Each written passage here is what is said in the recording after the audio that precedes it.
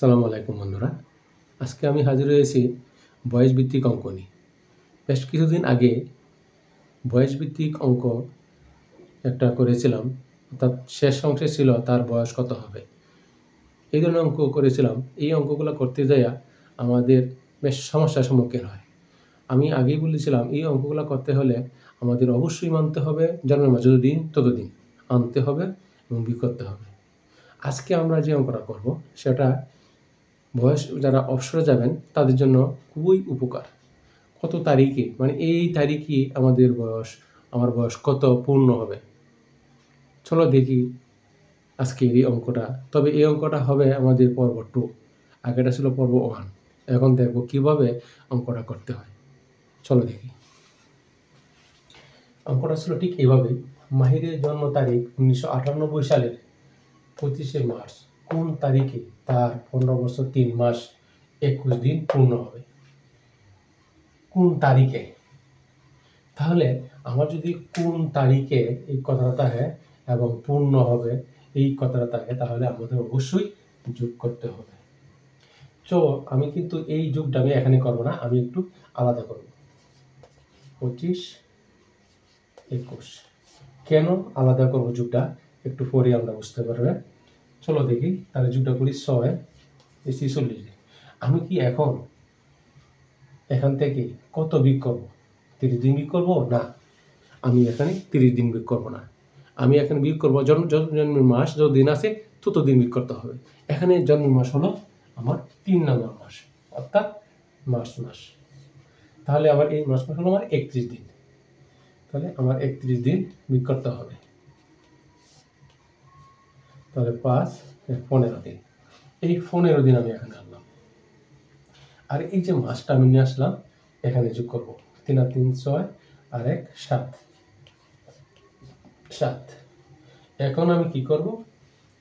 8 5 13 3, থাকবো 1 2 9 10 11 1, আর থাকবো 1 9 1 10 0, থাকবো 1 2।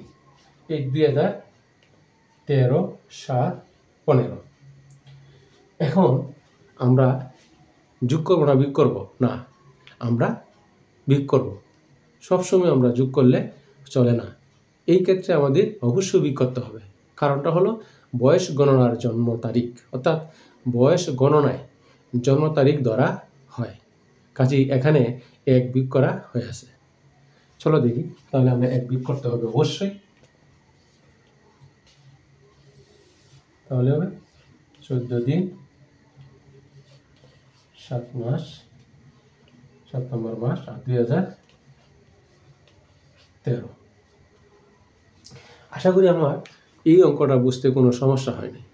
এখন আমি তোমাদেরকে প্রমাণ দেখাবো অঙ্কটা আসলে কি 1 বিয়োগ করার পর অঙ্কটা সঠিক হয়েছে কিনা। তা এখন আপনাদেরকে প্রমাণ দেখাবো বিশ্লেষণের মাধ্যমে। চলো দেখি কিভাবে প্রমাণটা দেখানো হয়। হ্যাঁ বন্ধুরা, দেখো বিশ্লেষণ। বছর মাস দিন 1998 সালের 25শে মার্চ হতে 31শে মার্চ পর্যন্ত এই মাসটার মধ্যে আমার আছে 7 দিন। 1998 অর্থাৎ এই 1998 সালের পয়লা এপ্রিল হতে, মাস তো শেষ, এপ্রিল হতে 31শে ডিসেম্বর পর্যন্ত, অর্থাৎ এনে আছে আমার 9 মাস।